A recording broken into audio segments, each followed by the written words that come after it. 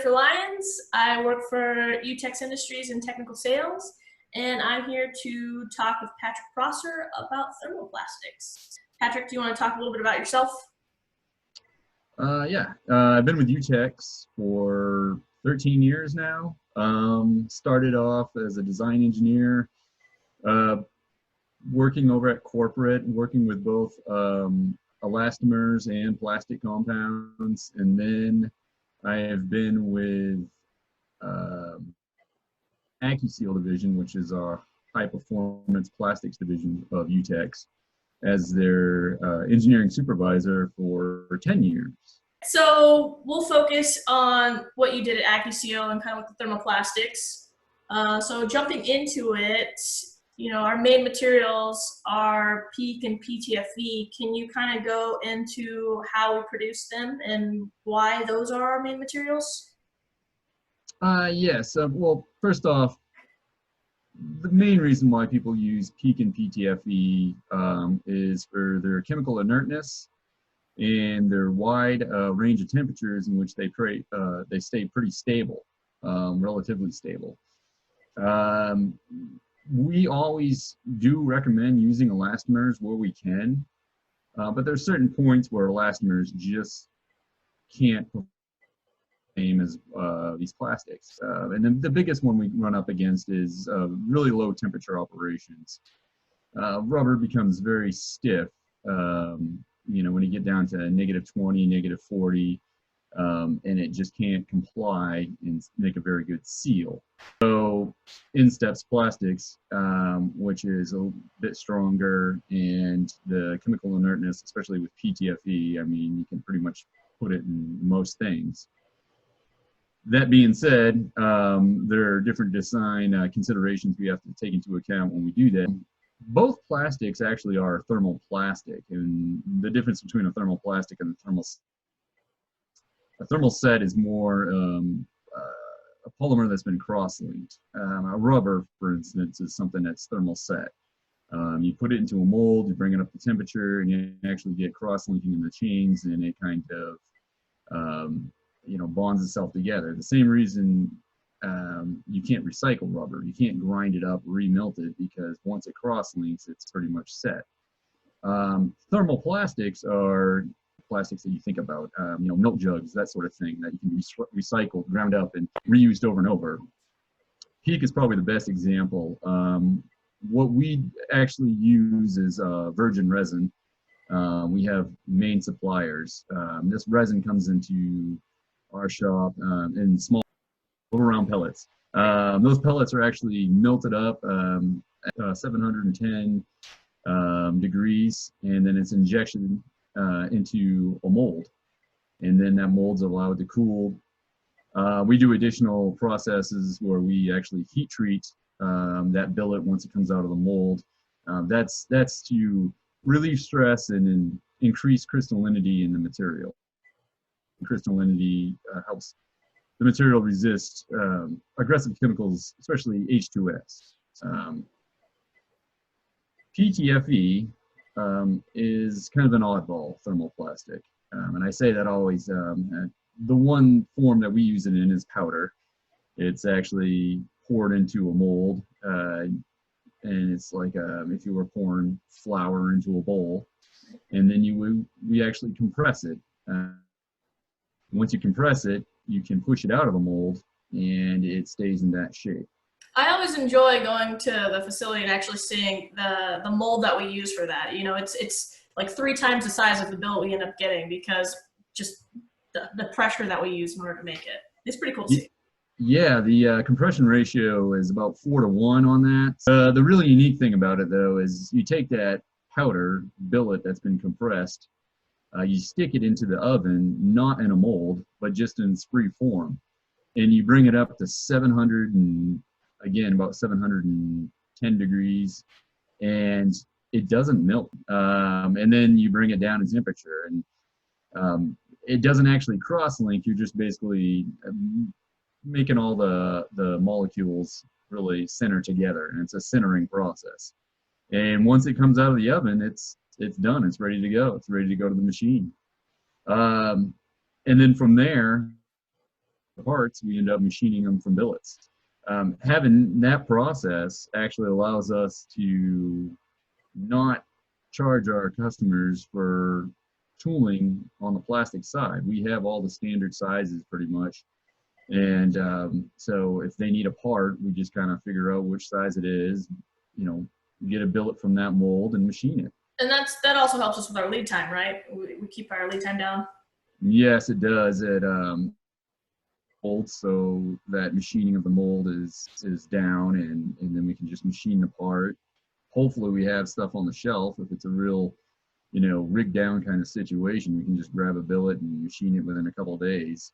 It allows us to be pretty fast to our customers and getting them the solution they need. Great. So I get a question a lot of times about our testing that we've done on material. I know we've done some. Can you kind of elaborate on what we've done with the PEEK and the PTFE, what kind of testing we've done? Yeah, we went through the latest revision of Norsoc with, I believe it's about 7 different compounds. And the ones that we did were the ones that we commonly use and at Accuseal. And so if people want that data, can they ask us and we can give it to them? Is there like a test cert that we send them, or how would we give them that information? We actually have all the certificates and they're available and they can have that. The other immersion testing that we've done on some of our compound API Annex F immersion testing. And so that one, I know a lot of our customers actually want for their documentation package for their end users. And so we can provide those certificates for them. What other materials can we use in the shop? I know I've gotten questions about like even Delrin or other plastics like that. Is that possible? Can we do that? You know, what do we like to do? Yeah, so the PEEK and the PTFE are the ones that we primarily mold at Accuseal. But machining wise, we can machine, you know, all sorts of plastics. Delrin is a good alternative if you need a nice hard stiff plastic. UHMW is a good alternative if you need something that's people would call it the poor man's PTFE. It's you know, pretty inexpensive. It's very good with abrasion resistance. It is limited on temperature. We can machine nylon. That's not a problem. You know, and we have done some machining of Torlon. You know, if anybody's familiar with that, Torlon and Vespel, very expensive, very high temperature plastics. We do some machining of compression molded built material, certain diameters that we get up to, and injection molding is really not feasible to do. Very large diameter billets, like 14-inch, 16-inch PEEK billets. Typically, we have to go to compression molded materials on that. Okay. What about testing capabilities that we have internally? Do we have a lot of testing capabilities? I know you work out in Weimar. We've got kind of an R&D cell out there. Can you tell us a little more about that? Yeah, sure. And we do get a lot of questions about testing. First off, of course, at Accuseal, we have material testing capabilities. And we have an N-Strong machine where we can do tensile and elongation on type 1 PEEK dog bones, which of course they have a pretty stiff load there, so a strong machine to pull that much. We do all of our our PTFEs. We can do that there. We can do hardness. In Weimar, we have more expanded capabilities along with the elongation and tensile machine. Of course, we have a few other. We have rheometers and stuff like that. For the rubber to do that. For physical testing of shapes or seams, we have fixtures in Weimar, some standard fixtures that we can actually test. Most of our testing has been a static application, except for apart from that one rotary stem one. We can take pressures all the way up to about 20,000 psi in gas with nitrogen. And we can go from -75 up to 400. Oh, I didn't realize we can go up to 400. I thought it was a little lower than that. Okay, so that's good to know. You can go up to 400. Okay. Depends on the time of the year. You know, getting a negative 75 is the real challenge. Right. Summertime out there in Weimar, it's kind of rough. And there is limitations, of course, on the size of the fixture that we can put inside our environmental chamber. Okay. So it depends on what your fixture is and what size seal you need tested. So when we do these tests, we can do full recording, of course, of the temperatures, the pressure that's been applied, and everything like that. And we do have the automation where we can automate valves to open and close them too. So if you're looking for that sort of thing, it's best to sit down, have a meeting with us, and we can look at your test protocol, look at your seal size, and we can discuss options on how to make that happen. When it comes to designing seals, what would you say is some of the most important factors for you to know, like coming from our customer? What do you want to know when you have to come up with a design?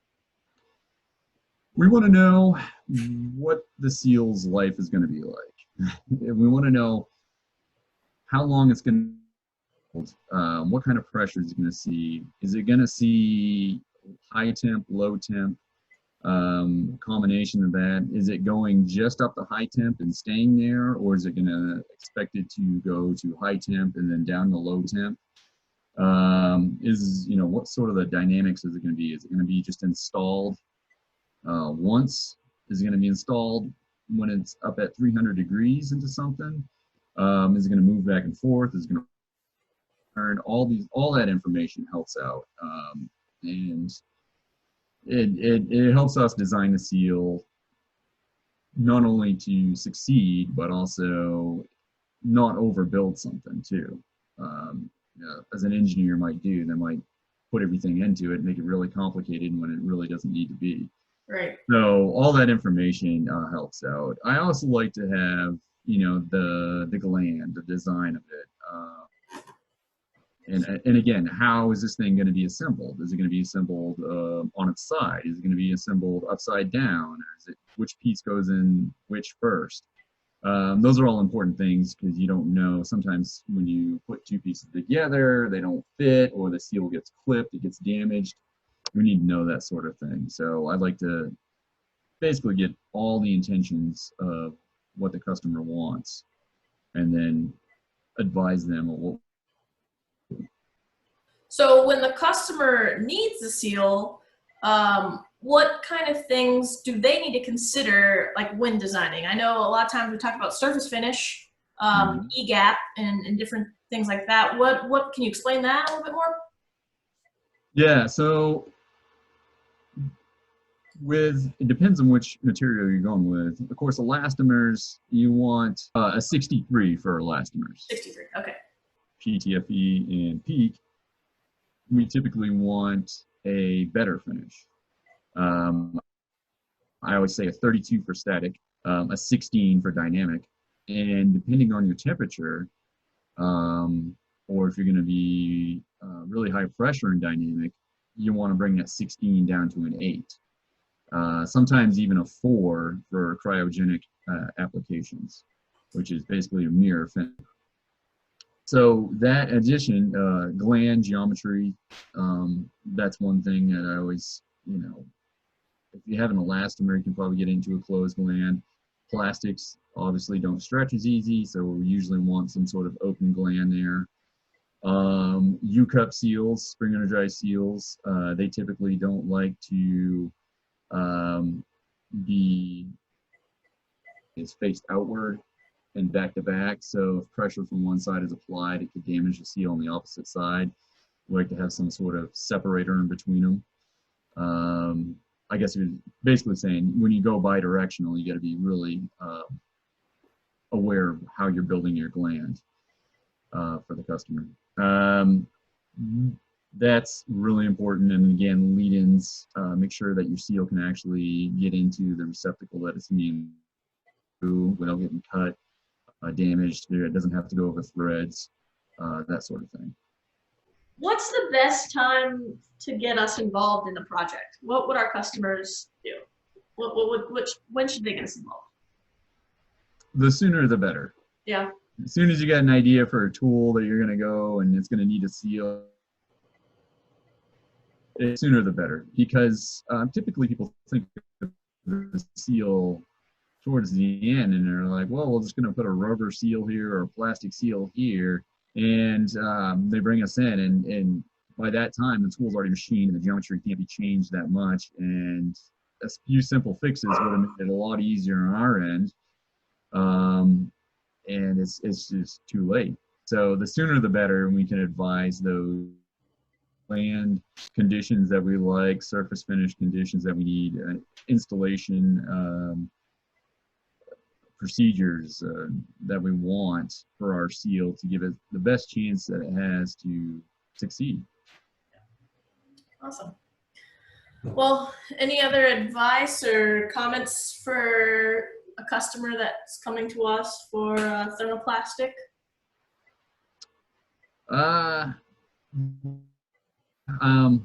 Try to keep an open mind.